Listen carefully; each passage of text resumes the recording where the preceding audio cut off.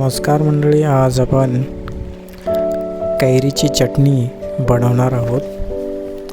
सध्या उन्हाळा चालू आहे, तर नक्कीच तुम्ही बाजारामध्ये अशा प्रकारच्या कैऱ्या बघू शकतात.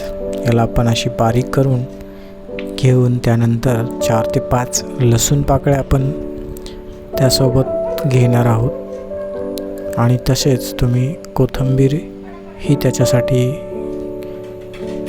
लागेल तर तीही तुम्ही काढून घ्यायची आहे. त्याचप्रमाणे हे सर्व मिश्रण आपण मिक्सरमध्ये एकत्रित करणार आहोत. सर्वात आधी कैरी आपण टाकलेली आहे मिक्सरच्या भांड्यामध्ये. त्यानंतर तुम्ही कोथिंबीर, लसूण आणि थोडेसे जिरे त्यामध्ये टाकू शकता. या प्रकारे आपण कोथिंबीर आणि लसूण टाकला आणि थोडेसे जिरे आपण टाकायचे आहेत, ज्याने की आपल्याला खूप चांगली चव येईल. जर तुम्हाला आंबट गोड हवी असेल तर तुम्ही साखर देखील टाकू शकता. त्यानंतर हे मिश्रण आपण मिक्सरमध्ये बारीक करून घ्यायचं आहे. शक्यतो खूप बारीक न करता ही चटणी तुम्ही ओबडधोबडच खावी,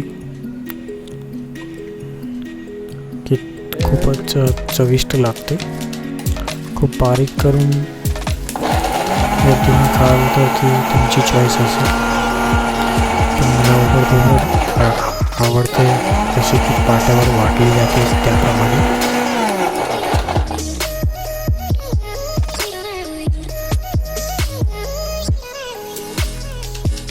अशा प्रकारे चेक करायचं आहे की किती बारीक झाला आहे.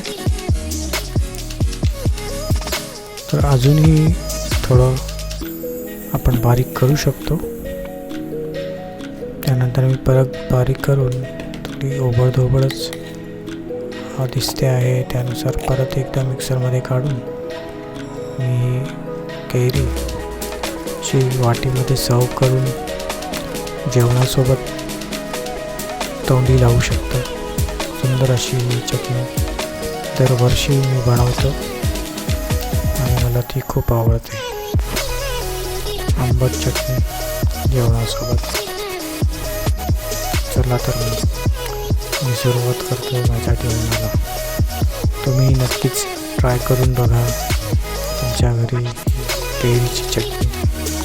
धन्यवाद.